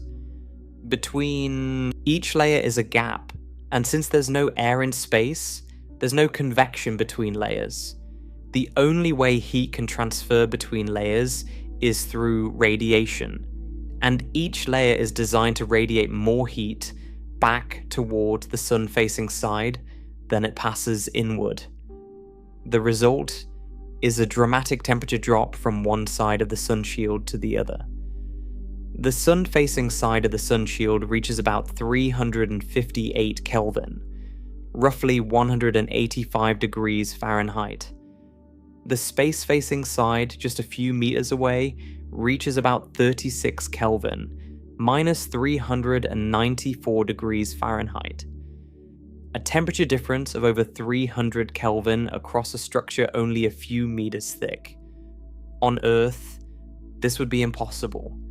Air would convect between the layers, conducting and carrying heat from the warm side to the cold side. The temperature difference would equalize rapidly, but in the vacuum of space, with no air to convect, the only heat transfer mechanism between layers is radiation. And by making each layer highly reflective, the engineers minimized even that. The sun shield works precisely because space has no conduction or convection. It exploits the vacuum to create an extreme thermal gradient that could never exist in an atmosphere. This brings up a point that surprises many people. In space, keeping things cold enough can actually be harder than keeping them warm. On Earth, if something is too hot, you can cool it with air conditioning, which is really just forced convection, moving cool air over the hot object. Or you can put it in a refrigerator, which uses a heat pump to transfer thermal energy from inside the fridge to the coils on the back. These cooling methods all rely on convection and conduction in one form or another. In space, none of them work in their conventional form. The only way to reject heat is to radiate it. And radiation, while effective, has limitations. You need large radiator surfaces. Those surfaces need high emissivity. They need to be pointed away from heat sources. And the rate of cooling is governed by the Stefan-Boltzmann law, meaning it depends on the fourth power of the radiator's temperature. A warm radiator dumps heat quickly. A cool radiator dumps heat slowly. This creates a challenge when you need to cool something to very low temperatures. As the radiator gets colder, it radiates less and less efficiently. Getting from 300 Kelvin to 200 Kelvin is relatively easy. Getting from 100 Kelvin to 50 Kelvin is much harder because the radiator's output drops dramatically at lower temperatures. This is why cryogenic instruments in space, like the detectors on the James Webb Space Telescope or on certain X-ray telescopes, require such elaborate cooling systems. Passive radiative cooling can only get you so far. Below a certain temperature, you need active cooling, mechanical cryocoolers that use power to pump heat from the cold instrument to a warmer radiator. These systems are complex, heavy, and power-hungry. They exist solely because radiation is the only way to reject heat in space, and radiation becomes increasingly feeble at low temperatures. Conversely, keeping things warm in space can be straightforward. If an object is generating heat internally through electronics, radioactive decay, or chemical reactions, and it's properly insulated to minimize radiative losses, it can maintain a comfortable temperature even far from the sun. Spacecraft in the outer solar system, like the Voyager probes, carry radioisotope thermoelectric generators. These use the decay of plutonium-238 to generate both electricity and heat. The Voyager spacecraft are now more than 15 billion miles from the sun, far beyond the reach of meaningful solar radiation. They're in interstellar space where the sun is just another star, and yet they maintain internal temperatures warm enough for their electronics to function, powered by the steady heat of radioactive decay and insulated by their structures. Without those internal heat sources, the spacecraft would radiate away their thermal energy and cool toward the cosmic microwave background temperature of 2.7 Kelvin. But the radioactive generators provide enough heat to maintain equilibrium at a functional temperature, even in the cold depths of interstellar space. This illustrates a key principle. In space, your temperature is entirely a function of your energy budget. How much energy are you gaining from all sources, including sunlight, internal heat generation, reflected radiation from nearby bodies, and the cosmic microwave background? And how much energy are you losing through radiation from your surfaces? If the gains exceed the losses, you warm up. If the losses exceed the gains, you cool down. If they're equal, you've reached equilibrium. That's it. That's the entire thermal story of every object in space. No conduction to the environment, no convection, just radiation in and radiation out. The balance between these two determines your temperature. And here is what makes this so unforgiving. On Earth, you have buffers. You have air that stores heat. You have oceans that moderate temperature swings. You have an atmosphere that traps outgoing radiation and sends some back to you. You have conduction through the ground that taps into subsurface warmth. All of these create a cushion, a thermal safety net that prevents rapid temperature changes and extreme swings. In space, the safety net is gone. Every object is balanced on the knife's edge of radiative equilibrium. Tip the balance one way, and temperatures soar. Tip it the other way, and they plummet. There's no middle ground, no gentle correction, no forgiving medium to absorb mistakes. Radiation is the only mechanism, and it follows its own rules that are precise, mathematical, and completely indifferent to human comfort. This is the reality that governs the temperature of everything in the cosmos. Every star, every planet, every moon, every grain of dust, and every spacecraft. All of them exist in a universe where radiation is the only way to gain or lose heat, through empty space. The rules are simple, but their consequences are profound. And those consequences extend far beyond individual objects in orbit. They shape the thermal fate of planets, the habitability of worlds, the engineering of space exploration, and ultimately the long-term future of the universe itself. Because the same physics that causes an astronaut's shadowed side to freeze in minutes also governs how the universe itself is slowly, inexorably cooling toward its ultimate thermal destiny. Everything we've explored so far leads to a single unavoidable conclusion. In the vacuum of space, heat has no home. It cannot linger. It cannot be stored in the air because there is no air. It cannot be shared between objects through contact because the vacuum prevents conduction. It cannot be carried by currents because there are no fluids to flow.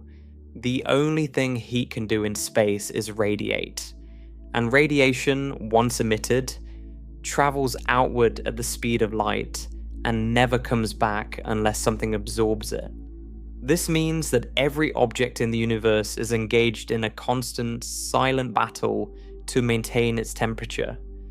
A battle fought entirely through photons. And this battle has consequences that stretch from the smallest satellite component to the largest structures in the cosmos. Let's start close to home. Earth is the most dramatic example of what happens when an object in space has the right conditions to fight back against radiative heat loss. Our planet sits 93 million miles from the Sun, receiving about 1,361 watts of solar energy per square meter at the top of the atmosphere. That's a lot of energy, but if Earth were a bare rock with no atmosphere, like the Moon, that energy would heat the sunlit surface during the day and then radiate away freely at night.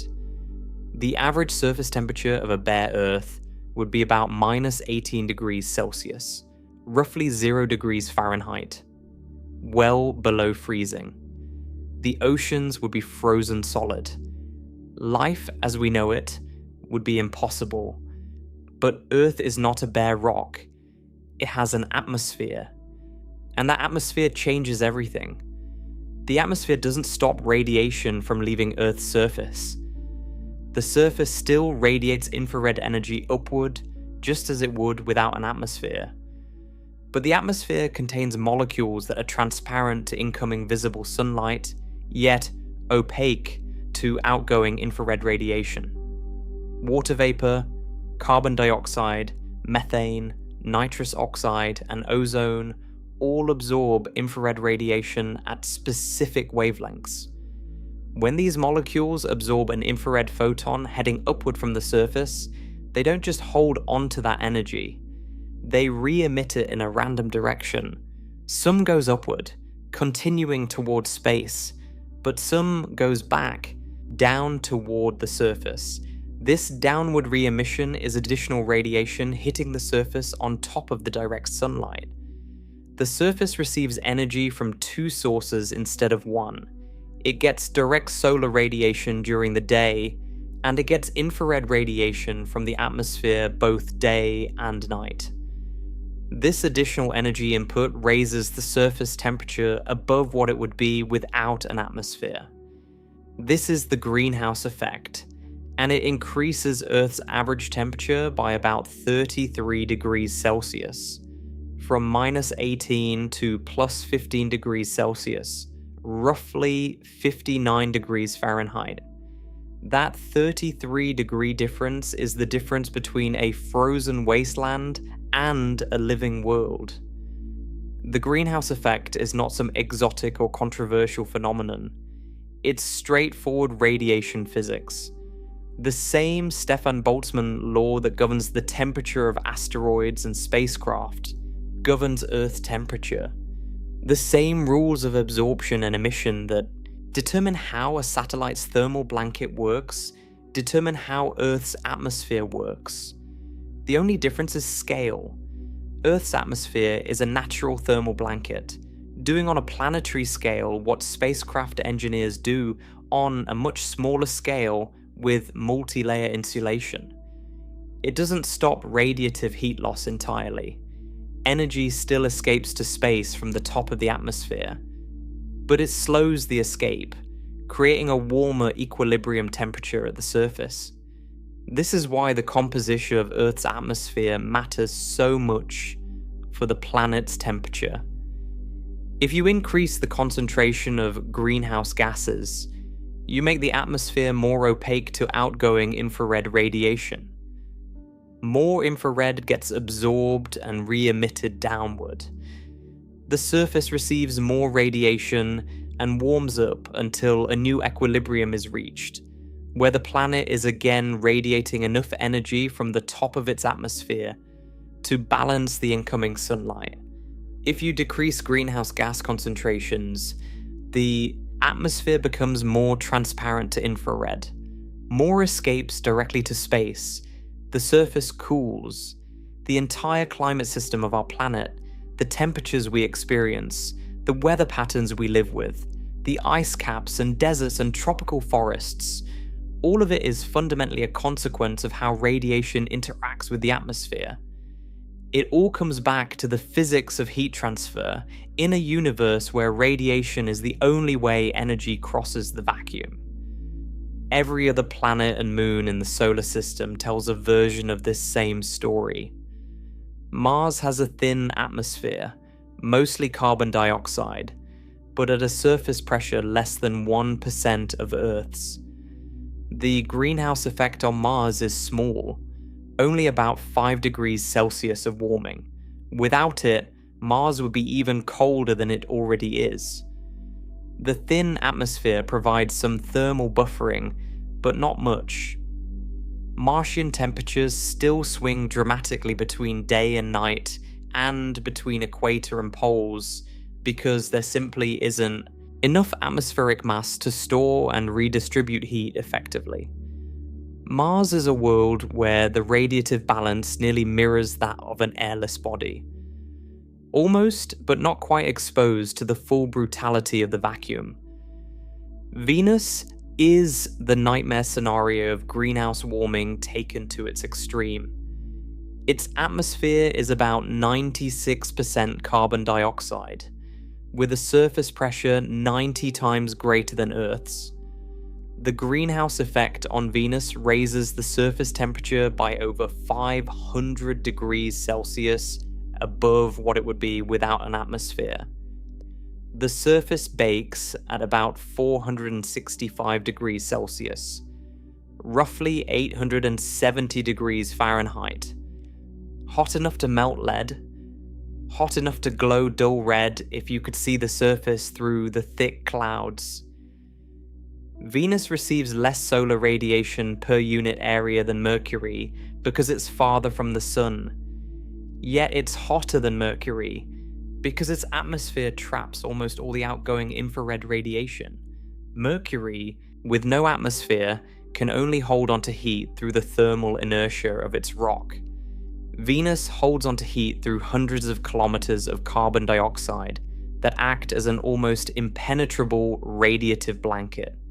The difference between Mercury and Venus is the difference between a world naked to the vacuum and a world smothered in an atmospheric greenhouse. Both are governed by the same physics.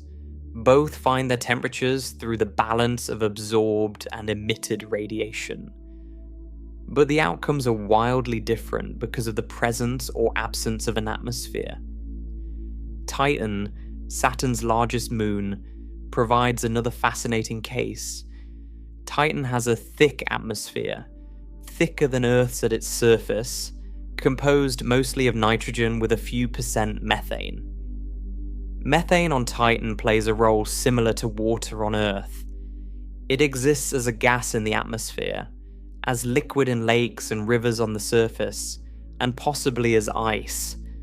The methane in Titan's atmosphere creates a mild greenhouse effect, but Titan also has a thick haze layer in its upper atmosphere that reflects sunlight back to space before it can reach the surface. This anti-greenhouse effect partially cancels the greenhouse warming.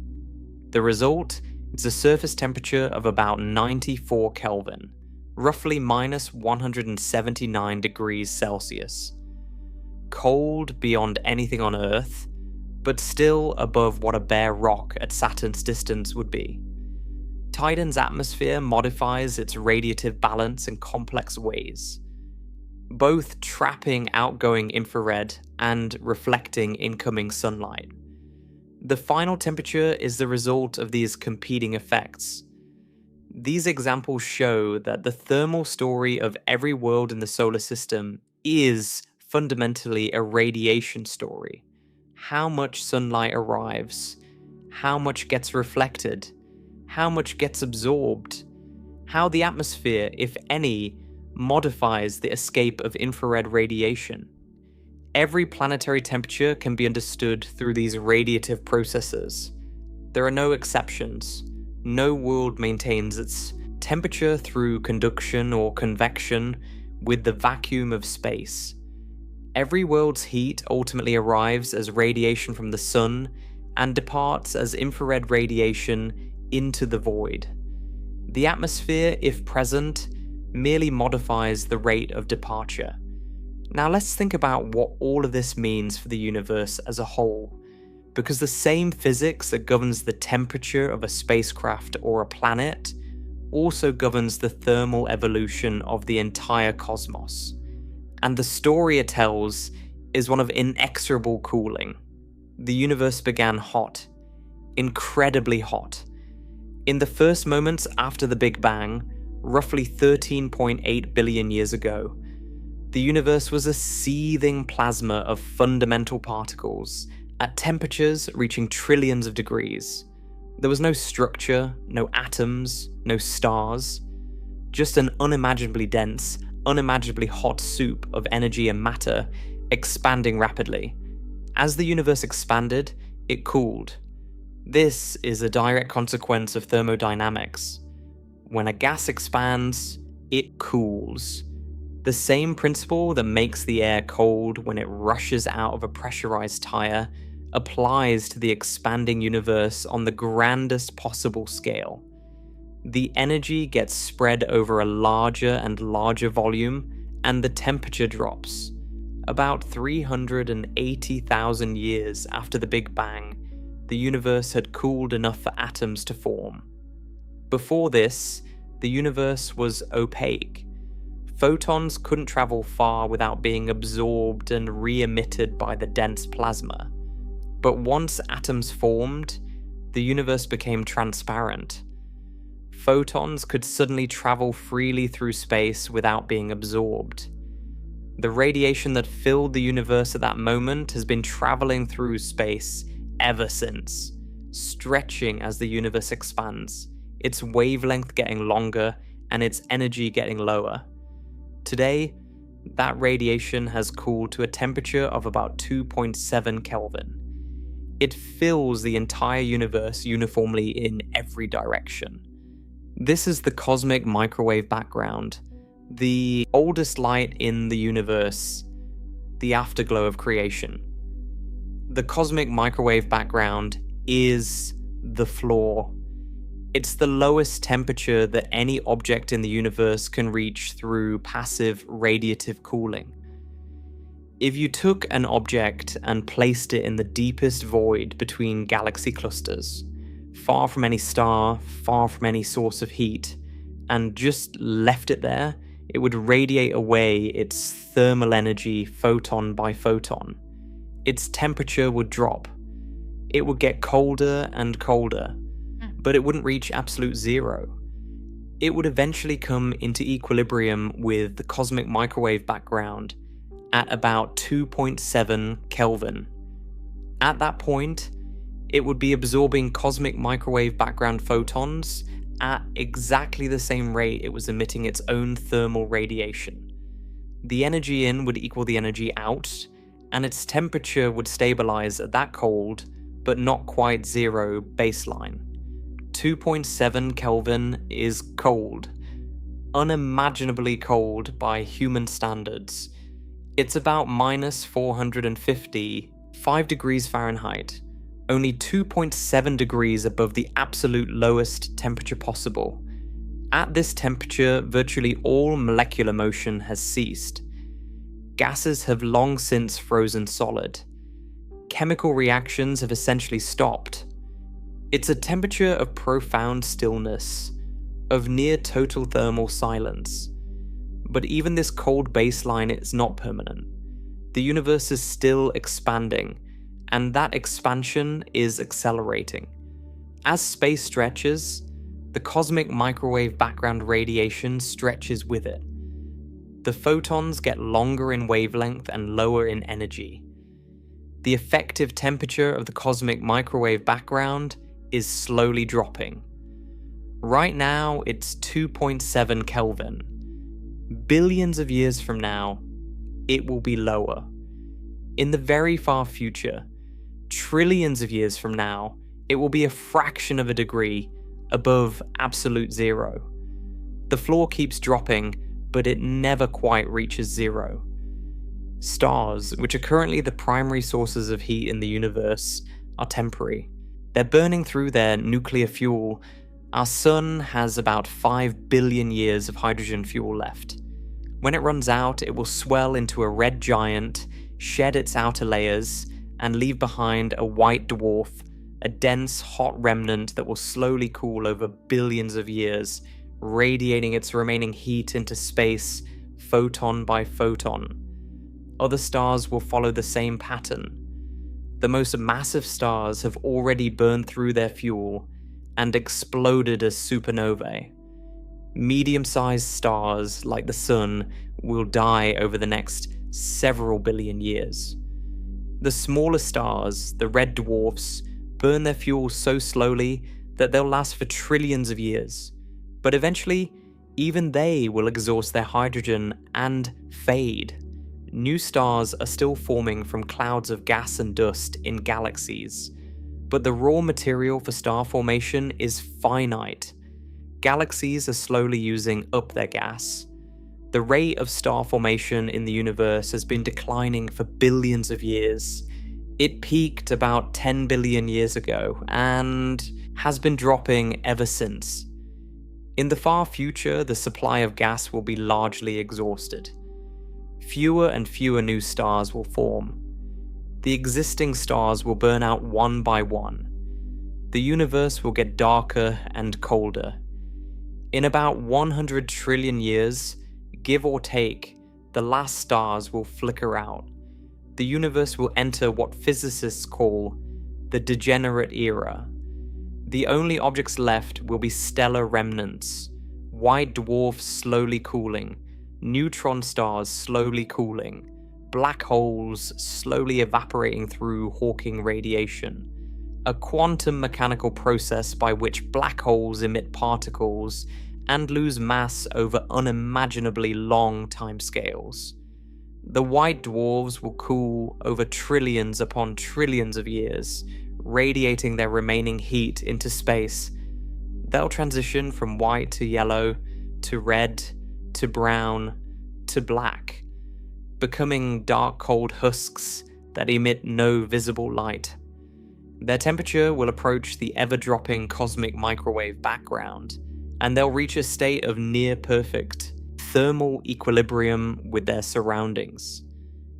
A universe at near absolute zero, with almost no thermal gradients left anywhere. The black holes will be the last significant sources of energy. Through Hawking radiation, they emit particles at a temperature inversely proportional to their mass. Small black holes are hotter and evaporate faster. Large black holes are colder and evaporate more slowly.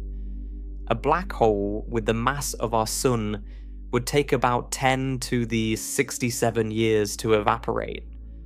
That's A1 followed by 67 zeros. A supermassive black hole like the one at the center of the Milky Way, with a mass of about 4 million solar masses, would take roughly 10 to the 87th years. The largest supermassive black holes, those with masses of tens of billions of solar masses found at the centers of giant galaxies, would take closer to 10 to the 100th years. That's A1 followed by 100 zeros.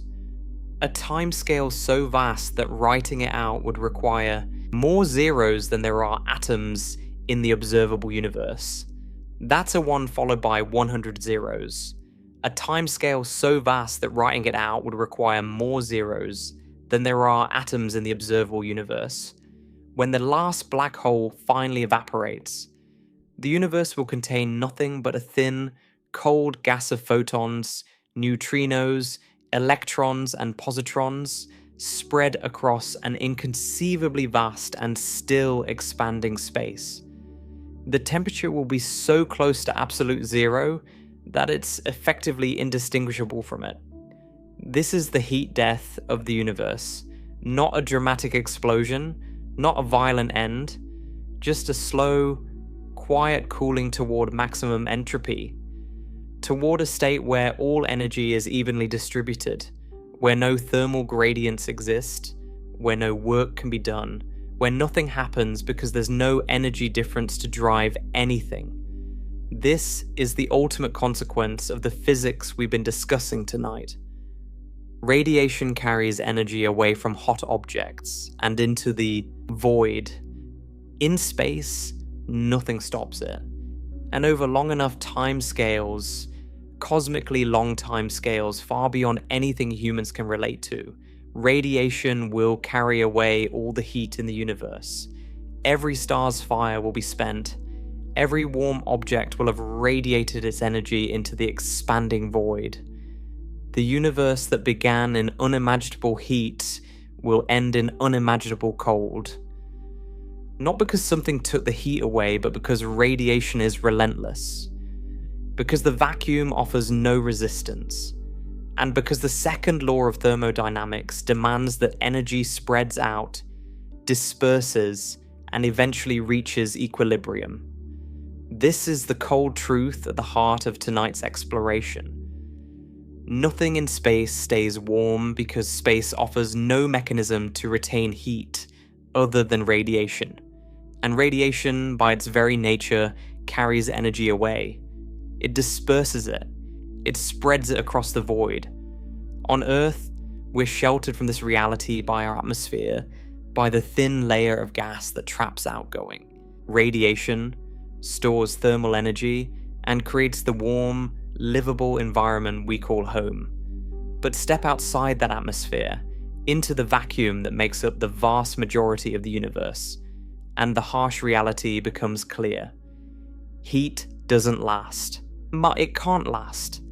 The vacuum is patient, infinite, and indifferent, and radiation never stops. This understanding should change how you think about our planet. Earth's atmosphere is not just air, it's a thermal shield. It's the only thing standing between us and the merciless radiative environment of space. Every breath you take is a breath of the gas that keeps you from freezing. Every cloud you see is water vapor participating in the greenhouse effect that makes the surface habitable. Every gentle breeze is convection, the very mechanism that cannot exist in space, redistributing heat across the planet's surface. We live in a cocoon of thermal protection, so effective that we forget it exists. We take it for granted because we've never experienced anything else. But the physics is clear. Without our atmosphere, Earth would be a frozen world. The oceans would be ice. The surface would swing between scorching dayside temperatures and devastating nightside cold, just like the moon. Life would not exist. This is also why the engineering of space exploration is so extraordinary. Every spacecraft ever launched has had to solve the problem of surviving in a universe where the only heat transfer mechanism is radiation. Every thermal blanket, every radiator panel, every heat pipe, every active cooling system exists because engineers understand what we've discussed tonight. They understand that conduction and convection are useless in the vacuum. They understand that radiation is the only tool available.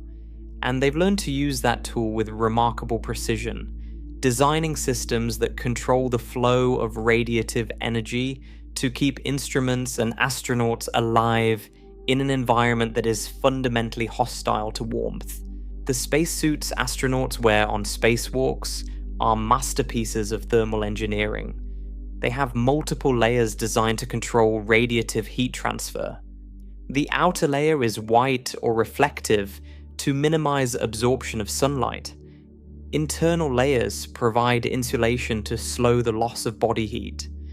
The suit has a liquid cooling garment that circulates water over the astronaut's skin to carry away excess metabolic heat, which is then radiated into space through a sublimator or radiator system. Without these systems, an astronaut in direct sunlight would overheat rapidly because their body generates heat through metabolism, and the sunlight adds more. In shadow, they'd freeze because their body heat would radiate away into the void with nothing to replace it. The suit manages both extremes simultaneously, keeping the astronaut's temperature stable in an environment where temperature stability is the exception, not the rule. Future missions to the Moon and Mars will face these same challenges on a larger scale. A lunar base will need to survive the 2-week lunar night when temperatures plummet to minus 280 degrees Fahrenheit. Without sunlight for power and heating, a base would need insulation, stored energy, or nuclear power to maintain livable temperatures through the long darkness. The thermal design of such a base would be one of the most critical engineering challenges, because on the moon, with no atmosphere, the only thing between the astronauts and the freezing void is whatever thermal protection they build for themselves. Mars is slightly more forgiving because it has a thin atmosphere that provides a small amount of convective heat transfer and a minor greenhouse effect. But the atmosphere is so thin that it offers far less thermal protection than Earth's. A habitat on Mars would still need significant insulation and heating systems to maintain comfortable temperatures, especially during the Martian winter when temperatures can drop to minus 200 degrees Fahrenheit at higher latitudes. Even beyond our solar system, if humanity ever sends probes or ships to other stars, thermal management will be a central concern. In interstellar space, far from any star, the only significant radiation source is the cosmic microwave background. An interstellar spacecraft would need internal heat generation, probably nuclear, to maintain its temperature. Without it, the ship would radiate its heat away and cool toward that 2.7 Kelvin baseline. The ship would become a frozen tomb drifting through the void. Every joule of heat generated inside would need to be carefully managed, retained where needed and rejected where excess builds up, all through radiation alone. Let me bring this back to where we started. Tonight, we set out to understand something that seems simple, but turns out to be deeply profound: why nothing in space stays warm. The answer, as we've seen, comes down to the nature of heat transfer and the nature of the vacuum. Heat moves in three ways: conduction, convection, and radiation. On Earth, all three work together to create a rich, interconnected thermal environment. Heat conducts through solid objects, it convects through air and water, it radiates between surfaces and through the atmosphere. These three mechanisms cooperate to distribute heat, moderate temperature extremes, and create the comfortable world we live in. In space, two of these mechanisms are eliminated entirely. The vacuum contains no matter, so conduction cannot occur across it. The vacuum contains no fluid, so convection cannot occur within it. Only radiation remains, and radiation, while powerful, is fundamentally different from the other two. It doesn't require matter. It travels through empty space as electromagnetic waves. It carries energy away from every surface at all times, and in the vacuum of space, that energy flies off into the void at the speed of light, never to return. This means that every object in space must find its temperature through a delicate balance of incoming and outgoing radiation. Absorb more than you emit, and you warm up. Emit more than you absorb, and you cool down. There is no thermal buffer, no forgiving atmosphere to catch escaping heat and send some back, no convection currents to even out temperature differences, no conductive path to tap into a warmer reservoir, just radiation in and radiation out. That's the entire thermal universe of every object in the void.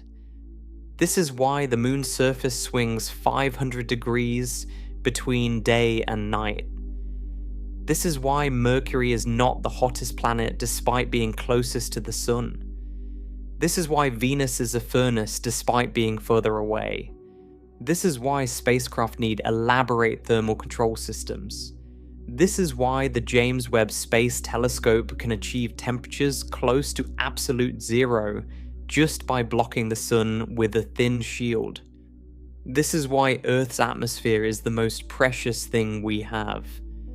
And this is why, in the longest run, the entire universe is slowly, irreversibly cooling toward the cold silence of maximum entropy. The next time you feel the warmth of sunlight on your face, remember what you've learned tonight. That warmth is radiation. Photons that left the sun 8 minutes ago traveled 93 million miles through the vacuum of space and were absorbed by your skin. In that moment, you're participating in the same process that governs the temperature of every object in the cosmos. The same physics that heats asteroids and cools spacecraft is warming your face. The same electromagnetic waves that carry energy across the void between galaxies are tickling your thermoreceptors right now. You're connected to the deepest physics of the universe through something as simple as standing in sunlight. And when you step into the shade and feel the cool air, remember that the air is doing something extraordinary. It's conducting and convecting heat around you, moderating the temperature, preventing the kind of extreme thermal swing you'd experience on the moon. That cool air is a luxury the vacuum of space does not provide. It's a gift of living on a planet with an atmosphere. A gift that no astronaut in orbit, no rover on Mars, no probe drifting through the outer solar system will ever enjoy. Space is beautiful. It's vast and mysterious and full of wonders that we're only beginning to understand. But it is also thermally ruthless.